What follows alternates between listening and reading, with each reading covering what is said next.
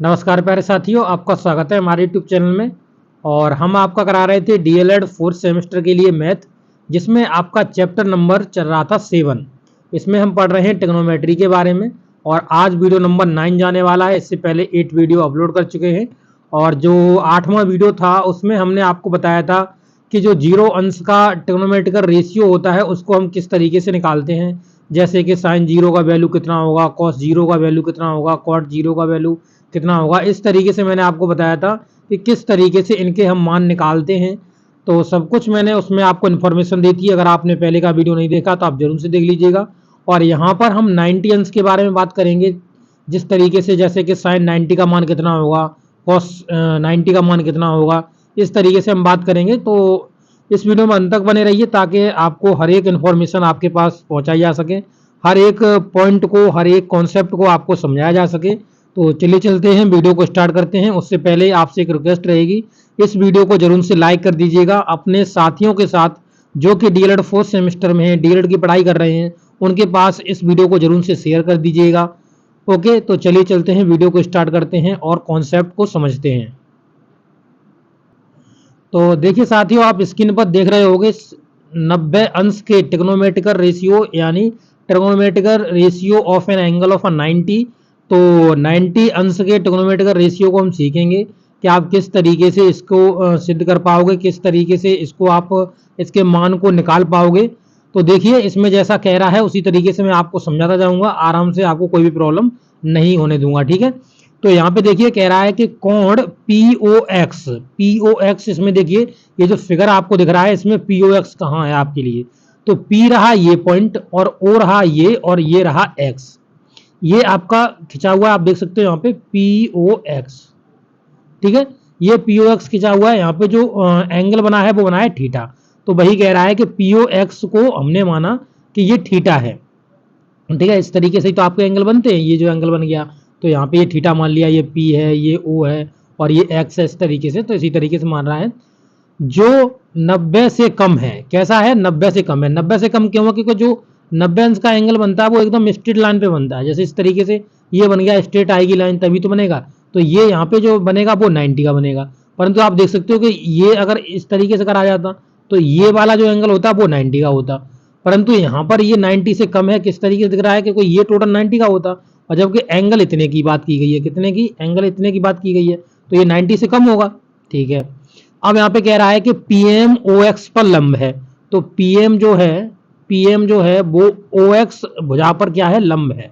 तो देखते हैं यहाँ पे ओ एक्स, देखिए ओ एक्स ये रहा है नीचे वाला, और जो पीएम है ये आपका यहाँ पे लंब डाल रहा है, यानी लंब यानी 90 अंश का एंगल बना रहा है। तो इस तरीके से हम डाल देंगे तो ये आपका ओ एक्स को 90 अंश के एंगल पर काट देगा। ठीक है, देखिए जब थीटा का मान 90 की ओर परिवर्तित किया होता है, यानी इस तरीके से, जैसे मान लो कि ये है और ये आपका बना हुआ है और यहाँ से आपका थीटा बना हुआ है, थीटा।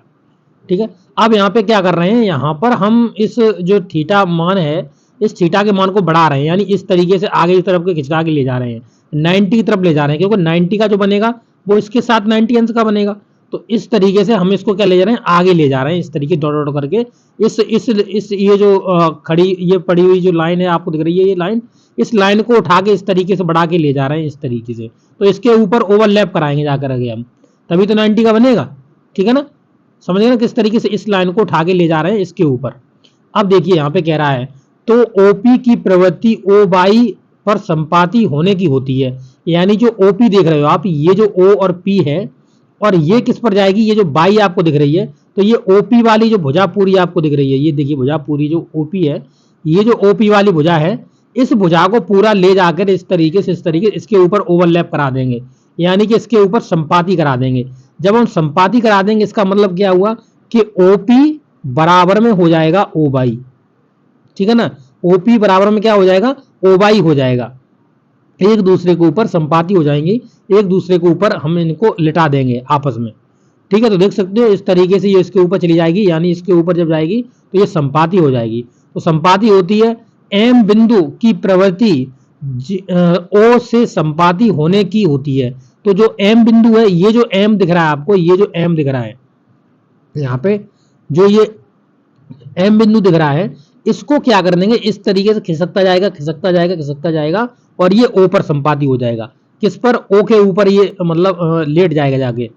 देखो यहाँ पे इस एम को उठा के ले जाएंगे, देखिए यहाँ से चलते जाएंगे चलते जाएंगे चलते जाएंगे।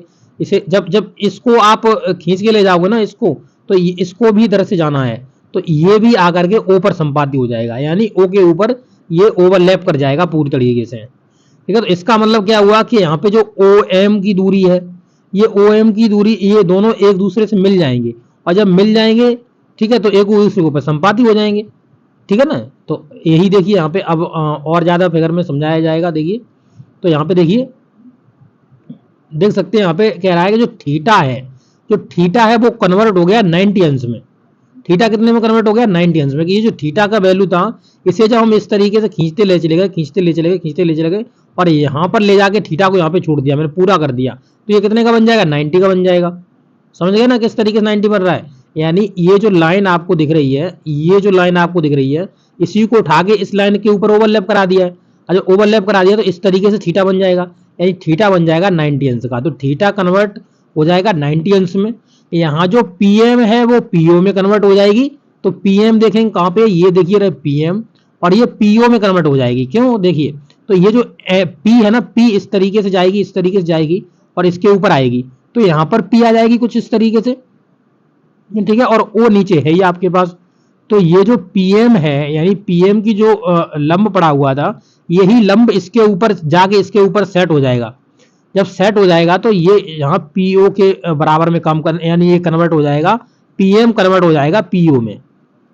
ठीक है, अब यहाँ पे ओएम देख रहे हो, ये शून्य हो जाएगी। तो ओएम क्यों शून्य हो जाएगी, क्योंकि ये यहाँ से खिसक के जाएगी और इसके ऊपर ओवरलैप कर जाएगी। जब ओवरलैप एक दूसरे, जैसे ये लाइन खड़ी हुई है, ये लाइन खड़ी हुई है, और ये आपस में जा करके ये लाइन, यहाँ से ये लाइन, जैसे ये वाली लाइन है, यहाँ से जा करके इसके ऊपर ओवरलैप कर जाए, तो इसके बीच की जो डिस्टेंस है वो कैसी हो जाएगी, जीरो हो जाएगी। कैसी हो जाएगी, जीरो हो जाएगी, तो ये शून्य हो जाएगी। ठीक है, तो ओ एम की जो वैल्यू है वो कैसी हो जाएगी, शून्य हो जाएगी, क्योंकि एक दूसरे के ऊपर ओवरलैप ये कर जाएंगे, एक दूसरे के ऊपर चढ़ जाएंगे। ठीक है, तो ओवरलैप करने का मतलब है एक दूसरे के ऊपर मतलब लेट जाना, या एक दूसरे को पूरी तरीके से ढक लेना, इस तरीके से। अब यहाँ पे इसकी वैल्यू समझ में आ गई। अब देखेंगे नेक्स्ट, तो नेक्स्ट में क्या कह रहा है, तो कह रहा है कि अब बताइए कि अब ये सब चीज समझ में आ गई किस तरीके से हुआ है। अब यहाँ पे मान निकाल लो, आराम से निकल जाएगा। जैसे साइन 90, तो साइन 90 क्या हो गया, तो लंब, और ये देखिए यहाँ से इस तरीके से आप देखिए, तो यहाँ पे जो थीटा है, यहाँ पे इसको हमने क्या मान रखा है, ये 90 बनेगा, यहाँ पे जाके 90 बन गया है। तो यहाँ से अगर देखेंगे तो यहाँ पर जो लंब होगा वो पीएम लंब होगा, यानी ये वाला लंब है, ये वाला लंब है पीएम वाली दूरी, तो पीएम लंब हो गया इस तरीके से। तो ये बना हुआ है, देखो इस तरीके से, जैसे देखो इस तरीके से बना हुआ है, ये ओ है, ये पी है, और ये आपका एम है। यहाँ पे आपका थीटा है, ठीक है, थीटा है ये। तो यहाँ पर आप देख सकते हो कि जो पीएम है वो आपका लंब का काम कर रहा है, और जो कर्ड है वो आपका क्या काम करेगा, ओपी काम करेगा कर्ड का। क्योंकि ये जो ओपी है ना वो इस तरीके से अब यहाँ पे आ गया है, इस तरीके से, इस तरीके से ओपी आ गया है, तो पी यहाँ पे, तो ये पी ओपी यहाँ पे, और यहाँ देखेंगे तो ये कर्ड के रूप में था, इसी को तो बढ़ा के यहाँ पे ले गए 90 समझाया किस तरीके से 90 हुआ है। तो ओपी की वैल्यू कितनी है, यहाँ पे ओपी की वैल्यू यहाँ पे ये कर्ड के रूप में काम करेगी। ओपी किसके रूप में काम करेगी, तो कर्ड के रूप में काम करेगी। अब यहाँ पे तो ओपी, ठीक है, ओपी हो गया, ऊपर पीएम को हमने ओपी लिख दिया। तो पीएम को ओपी क्यों लिख दिया, क्योंकि यहाँ पर जब ये ओपी के ऊपर, जब हमने कहा था जब 90 में जाएगी तो इसके ऊपर ओवरलैप कर जाएगी, यानी ऊपर से इसको ढक लेगी पूरी तरीके से। तो यहाँ पर ये इसकी जगह हम पीएम, यानी जो पीएम है उसकी जगह हम ओपी लिख सकते हैं। तो हमने कहा ना जो पीएम बन गया है क्या, ओपी, पीएम कन्वर्ट हो गया किसमें, ओपी में, तो ओपी लिख सकते हैं। ओपी और नीचे ओपी है ही, तो ओपी ओपी कट जाएगा तो एक बचेगा, यानी साइन 90 का मान जो बनेगा वो आपका एक बनेगा। ठीक है, इसी प्रकार से नेक्स्ट बढ़ जाएंगे। तो नेक्स्ट में देखिए, नेक्स्ट में क्या कह रहा है, ये कोसेक 90 का मान कह रहा है। तो कोसेक 90 का मान क्या होता है कि कर्ड बट्टे लंब, तो कर्ड वाली ये भुजा है और लंब वाली ये भुजा है। तो कर्ड देखेंगे तो कर्ड में आप देखेंगे तो कर्ड कौन सा है, तो ओपी आपका कर्ड है, और यहाँ पे जो लंब है वो पीएम है। ठीक है, पीएम है, और जबकि पीएम को हम बराबर में लिख सकते हैं ओपी, क्योंकि ये यहाँ पे आ जाएगी ना इसके ऊपर, तो ओपी लिख सकते हैं। तो यहाँ देखिए पीएम को बराबर में हमने ओपी कर लिया ना, तो पीएम की जगह ओपी लिख सकते हैं। तो ओपी यहाँ लिख दीजिए, पीएम काट दीजिए, तो ओपी से ओपी कट जाएगा, फिर भी 1 बचेगा। यानी कि जो कोसेक 90 का मान बचेगा वो भी आपका क्या बचेगा, 1 बचेगा। ठीक है, अब यहाँ पे देखेंगे नेक्स्ट, देखिए यहाँ पे नेक्स्ट, तो नेक्स्ट में जो बात कर रहा है, कह रहा है कि cos 90 का मान बताइए।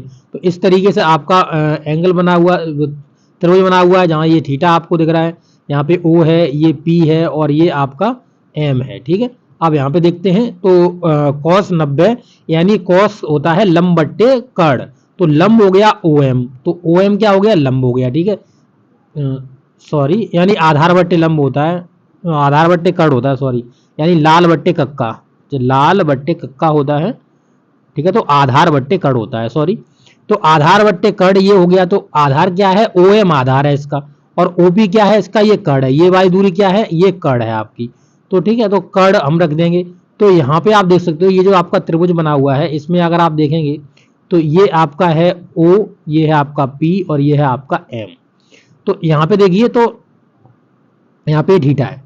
अब यहाँ पे ये देखिए OM को 0 रख दिया है। OM को 0 क्यों रखा, तो हमने कहा था ये OM एक दूसरे को ऊपर एक दूसरे से सट गई थी।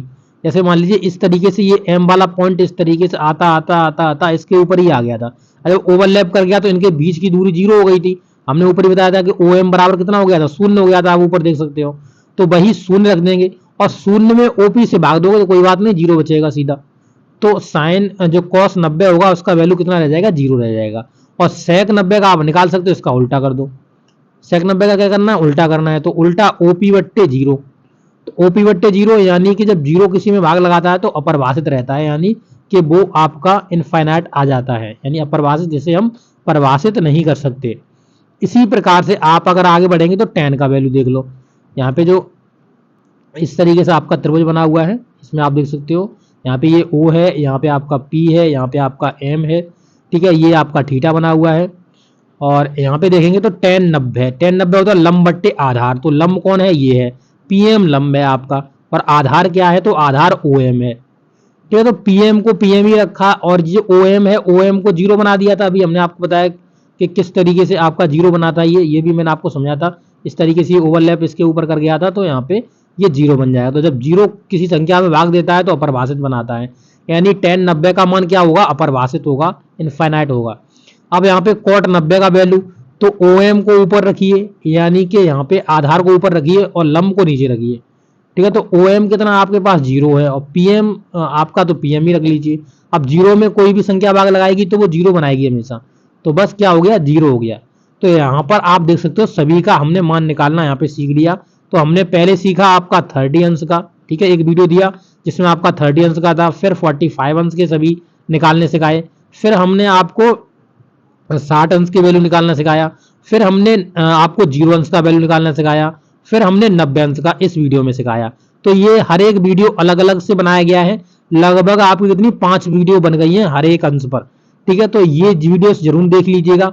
अगर इनको देखने के बाद आपको थोड़ी भी प्रॉब्लम रहती है तो टेंशन मत लीजिएगा, केवल आपको साड़ी की जो वैल्यू है वो वैल्यूएशन याद रखनी है बस। ओके, तो आपको ये कॉन्सेप्ट समझ में आ गया होगा। अभी भी कोई प्रॉब्लम है तो आप जरूर से कमेंट करिएगा। अब नेक्स्ट वीडियो में हम इसकी साड़ी सीखेंगे कि साड़ी को किस प्रकार से आप बना सकते हो, किस प्रकार से इसको सीख सकते हो। तो चलिए चलते हैं, अब अगली वीडियो में मिलेंगे। Okay, thank you.